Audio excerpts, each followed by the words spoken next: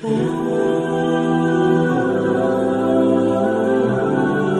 علیہ السلام کی اعلان نبوت کے بعد 19 سال تک کافر رہے ہیں۔ اس 19 سالوں میں موت بھی آ سکتی تھی، لیکن اللہ نے زندہ رکھا ہے۔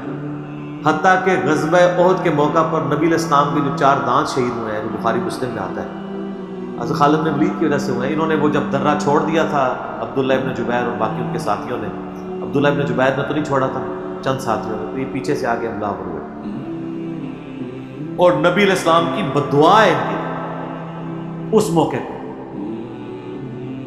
نبی علیہ السلام کی مبارک زبان سے نکل گیا، اللہ ایسی قوم کو کیسے ہدایت دے گا جنہوں نے اپنے نبی کا چہرہ خون سے رنگ۔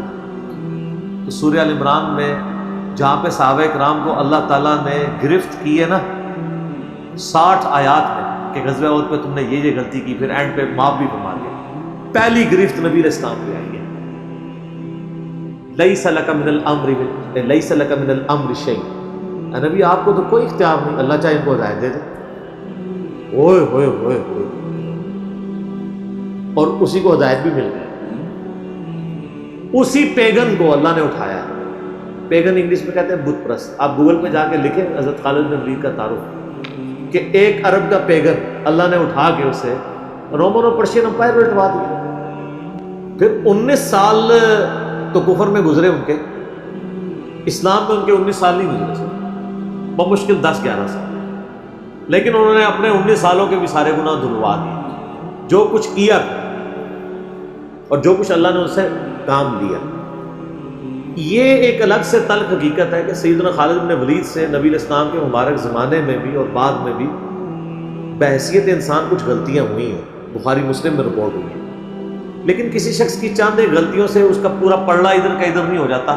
اللہ بھی قیامت والے دن نیکیوں اور برائیوں کو تولے گا، نیکیاں زیادہ ہوں گی تو پھر اس کو یہ نہیں کہا جائے گا کہ یہ تو نے اتنی بڑی برائی کیوں کی تھی، پھر وہ پاس ہو چکا ہے، چاہے کسی ایک سوال میں اس کے 0 نمبر بھی آئے ہوئے، پاس ہو چکا تو اس کا تانا بھی نہیں دیا جائے گا، نیور۔ تو 2-4 واقعات کو لے کے اس طریقے سے کسی بندے پہ چڑھائی کرنا یہ بالکل زیادتی والی بات ہے۔ سیدنا خالد بن ولید سیف اللہ ہے، اس میں کوئی شک نہیں ہے۔ صحیح بخاری میں جو یہ حدیث کہتے ہیں نا، یہ حدیث بڑی مشہور ہے۔ غزوہ موتا کے موقع پر آپ کو پتہ ہے نبی علیہ السلام نے رومن امپائر کی طرف اپنا ایک ایلچی روانہ کیا تھا، خط بھیج کے اس ایلچی کو قتل کر دیا گیا تھا، اور اس وقت ایلچی کا قتل اعلان جنگ ہوتا تھا۔ تو نبی علیہ السلام نے ایک لشکر روانہ کیا زید بن حارثہ کی قیادت میں، نبی علیہ السلام کے منہ بولا بیٹا جس کا نام قرآن میں، واحد صحابی جس کا نام قرآن میں، زید۔ لیکن ساتھ ہی آپ نے فرمایا، صحیح بخاری میں الفاظ ہے کہ اگر زید فوت ہو جائے، مسند احمد میں ڈیٹیل موجود ہے انہی الفاظ کے ساتھ، کہ زید فوت ہو جائے تو جعفر کو اپنا امیر بنا دینا، جعفر فوت ہو جائے شہید ہو جائے تو پھر عبداللہ بن رواحہ کو بنا لے، اگر وہ بھی شہید ہو جائے پھر تو اپنی مرضی سے کسی کو امیر چن لے۔ یہ مسند احمد میں، بخاری میں الفاظ ہے کہ صحابہ کرام کہتے ہیں نبی علیہ السلام مدینہ شریف میں تھے اور آپ علیہ السلام کی آنکھوں سے مسلسل آنسو رواں تھے، اور آپ نے کہا کہ میرے زید کو شہید کر دیا۔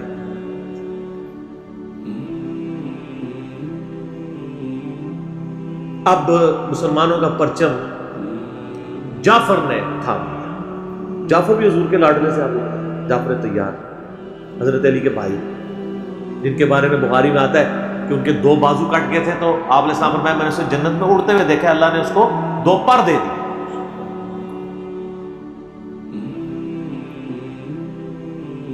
نجاشی کے دربار میں انہوں نے ہی، آپ کو پتہ سورہ مریم پڑھی تھی،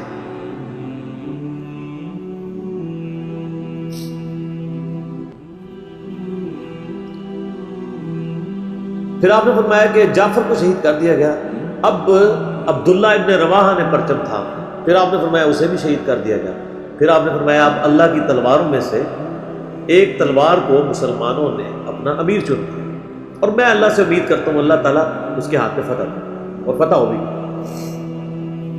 یہ بخاری کی جو حدیث ہے نا، اس کے اوپر امام بخاری نے باب باندھا ہے مناقب خالد ابن ولید، حالانکہ اس میں خالد بن ولید کا نام نہیں تھا، لیکن اس حدیث کے اوپر باب کیا باندھا؟ خالد بن ولید، کیونکہ وہ سیف اللہ وہ تھے، سیوف من سیف من سیوف اللہ، اللہ کی تلواروں میں سے ایک تلوار کے ہاتھ میں جھنڈا آ گیا، اللہ تعالیٰ فتح دے دے گا، فتح ہو گئی۔ اس کے 3-4 طریقے بخاری میں، باقی طریق کے اندر نہ خالد بن ولید کا نام نہیں موجود ہے کہ خالد بن ولید کے ہاتھ میں اب پرچم آ گیا، اللہ نے فتح دے دیا پرچم۔ اور وہ فتح یہ ہوئی کہ بہت بڑا لشکر سامنے سے آ گیا تھا، حضرت خالد بن ولید اپنے لشکر کو بچا کے واپس لے آئے۔ یہ غزوہ موتا تھا، اور صحیح بخاری میں آتا ہے کہ 9 تلواریں حضرت خالد کے ہاتھ میں ٹوٹی تھیں اس دن، 9 تلواریں اس جنگ کے اندر۔ واپس آ گئے، پھر بعد میں خیر وہ ایک رومن امپائر والا پھر یرموک پہ جا کے کلیئر ہوئی نا۔ یہاں پہ بخاری میں الفاظ ایک طریق میں خالد بن ولید ہیں، دوسری میں سیف اللہ، اور امام بخاری نے باب بھی باندھ دیا تو سیف اللہ ثابت ہو گئے۔ اسی حدیث کا جو طریق مسند احمد میں ہے، اس میں الفاظ ہیں اللہ کی تلواروں میں سے ایک تلوار خالد ابن ولید۔ جامعہ ترمذی میں ایک حدیث صحیح سند کے ساتھ ہے کہ نبی الاسلام کے سامنے سے حضرت خالد ابن ولید گزرے تو آپ نے فرمایا کہ خالد بن ولید کتنا نیک بندہ ہے اللہ کا، اللہ کی تلواروں میں سے ایک تلوار ہے۔ آپ دیکھیں جس شخص کے لیے نبی الاسلام کی مبارک زبان سے بددعا نکلی، اسی مبارک زبان سے ان کو اللہ کی تلوار کا قرار دیتے۔ ذالک فضل اللہ یؤتی من یشاء، یہ اللہ کی بے نیازی ہے۔ آپ تو کسی ایسے شخص کو معاف بھی نہ کرتے جس کی وجہ سے نبی کے 4 دانت شہید ہوئے۔ اللہ دیکھیں کیسے کیسے مجرمین کو معاف کر کے کس ایپیکس پہ فائز کر دیتا ہے، بندے نہیں معاف کرتے۔ اس طریقے سے صحیح بخاری میں حدیث ہے، حضرت عبداللہ ابن عباس کہتے ہیں کہ مجھ سے سیف اللہ خالد ابن ولید نے خود یہ حدیث بیان کی۔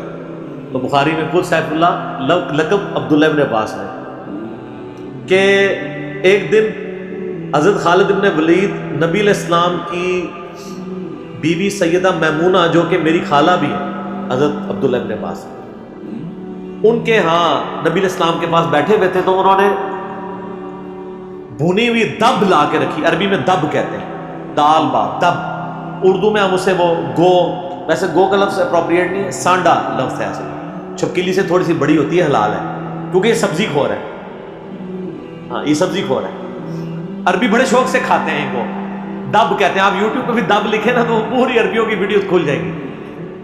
دب لا کے رکھی گئی بنی ہوئی، تو حضرت خالد بن ولید کہتے ہیں میں بڑے شوق سے کھانا شروع کیا، اور حضور مجھے بڑے دیکھ رہے تھے ایسے، وہ یعنی اتنے ذوق و شوق سے کھا رہے تھے۔ تو میں نے کہا یا رسول اللہ آپ بھی، تو آپ فرمایا کہ میرے علاقے کی غذا نہیں ہے، میں نہیں کھاتا، یعنی حرام۔ ان کا یا رسول اللہ کیا حرام ہے؟ آپ فرمایا حرام نہیں ہے، مجھے پسند ہے۔ اس سے یہ بھی بات پتہ چلی کہ اگر کسی کو کوئی رزق پسند نہ ہو تو اس میں کوئی گناہ اور عیب والی بات نہیں ہے۔ یہاں تو کہتے ہیں جس کو کدو پسند نہیں ہے اس کی گردن اتار دو، کہنا نہ ہو۔ قاضی ابو یوسف کی طرف ایک جھوٹا واقعہ مشہور کیا ہوا ہے، وہ اللہ نے یعنی اتنی چیزیں اس لیے بنائی ہیں نا، کسی کو ایک چیز پسند ہوگی کسی کو دوسری، تو اس میں بھی سیف اللہ کے الفاظ ہیں۔ اس کے علاوہ صحیح مسلم میں ایک حدیث ہے، آپ کو پتا ہے ذوالخویسرہ التمیمی نجدی خبیث، جس نے کہا تھا اے محمد اللہ سے ڈر اور انصاف کر، بخاری مسلم دونوں میں آتا ہے۔ تو آپ فرمایا اگر میں انصاف کرنے والا نہیں تو کون ہے؟ تو وہاں پہ الفاظ ہیں مسلم شریف میں، یہ بخاری میں بھی حدیث ہے، مسلم کے الفاظ ہیں کہ حضرت عمر فاروق رضی اللہ عنہ کا یا رسول اللہ اجازت دیں میں اس منافق کی گردن اڑا دوں، اور وہاں پہ الفاظ ہے پھر سیف اللہ خالد کھڑے ہوئے، وہاں بھی لفظ ہے سیف اللہ، انہوں نے کہا یا رسول اللہ اجازت دیں، آپ فرمایا چھوڑ دو، لوگ کہیں گے یہ اپنے ساتھیوں کو مرواتا ہے، وہ کلمہ گو تو تھا نا، وہ اس کی نسل سے بھی لوگ پیدا ہوں گے، ان کے خلاف قتال کرنے والے مخلوق کے بہترین لوگ ہوں گے۔ اور ابو سعید خدری کہتے ہیں کہ وہ حضرت علی کے زمانے میں جب یہ ظاہر ہوئے تو حضرت علی کے ساتھ مل کے ہم نے ان خوارج کے خلاف قتال کیا تھا۔ تو یہ مسلم میں بھی سیف اللہ کے الفاظ موجود ہیں۔ باقی حضرت خالد بن ولید رضی اللہ تعالیٰ عنہ کی پرسنالٹی یعنی بڑی ایکسٹرا آرڈنری ہے۔ آپ دیکھیں کہ آلموسٹ ان کی جو عمر مبارک ہے وہ بلو 45 تھی جب وہ فوت ہوئی، حضرت عمر کے دور کے۔ حضرت ابوبکر صدیق کے دور کے اندر وہ آرمی چیف تھے۔ وہ سر عمر سیریز پھر دیکھیں تو آپ کو پتہ چلے، انہوں نے ایک ایک چیز فلمائی ہے۔ مسیلمہ کذاب کے خلاف قتال میں کون لیڈ کر رہا تھا؟ خالد بن ولید۔ جتنے عرب کے قبائل مرتد ہوئے ہیں ان کے خلاف حضرت خالد بن ولید کو بھیجا، اور اس کے بعد پرشین امپائر کا جب جہاد شروع ہوا ہے تو شروع کی ساری مہمات میں حضرت خالد بن ولید تھے۔ تو کرتے کرتے اس دوران کچھ واقعات رپورٹ ہوتے تھے ایسے. حضرت بکر صدیق سے حضرت عمر مخالفت کرتے تھے. وہ کہتے تھے یہ اپنی طرف سے کچھ ڈیسیژن کر لیتا ہے, اس کو چاہیے کہ امیر کی اطاعت کرے. تو حضرت ابو بکر صدیق کہتے تھے کہ اگر وہ میرے حکم کا انتظار کرے گا تو 1 مہینہ تو خط پہنچنے میں لگے گا, ایک جانے میں اس وقت تک اس کے ہاتھ سے موقع ہی نکل جائے. تو میں نے اسے اختیار دیا ہوا ہے. کوئی موبائل فون یا کوئی اس وقت واٹس ایپ تو ہے نہیں تھا. لیکن حضرت عمر ذرا ڈسپلن کے بہت سخت تھے. وہ کہتے تھے اس طرح ان کو خود ڈیسیژن نہیں لینا چاہیے, کیونکہ اس میں 1-2 مسئلے ان سے مس ہینڈل بھی ہو گئے تھے. تو جب اتنے بندہ کام کار ہوتا ہے 1-2 مسئلے تو مس ہینڈل ہو جاتے ہیں. ہم سمجھتے ہیں مس ہینڈل ہونے کا مطلب ہے 0 سے ملٹیپلائی.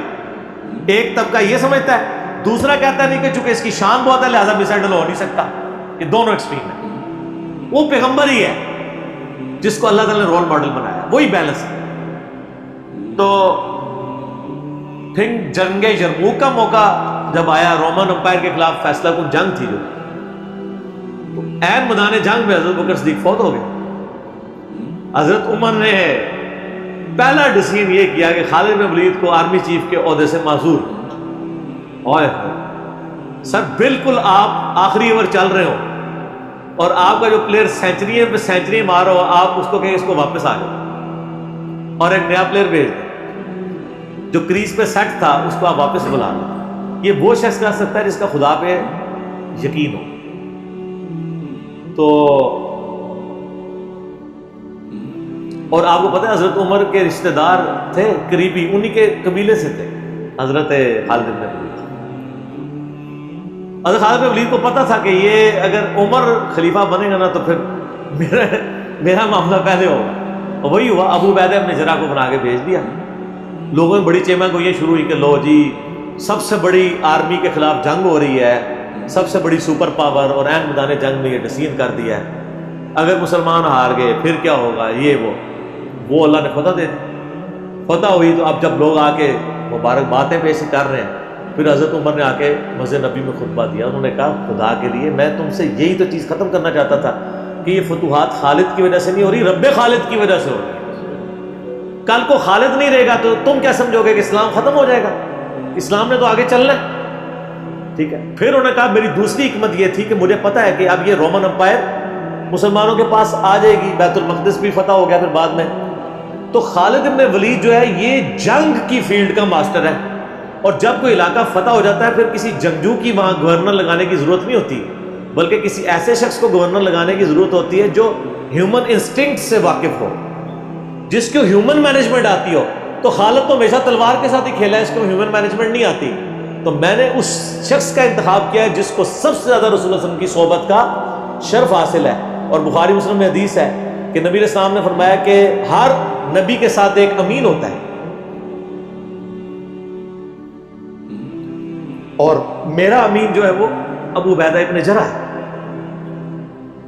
ان کو پھر یعنی یرموک میں حضرت عمر نے یعنی آرمی چیف لگایا اور فتح ہوئی.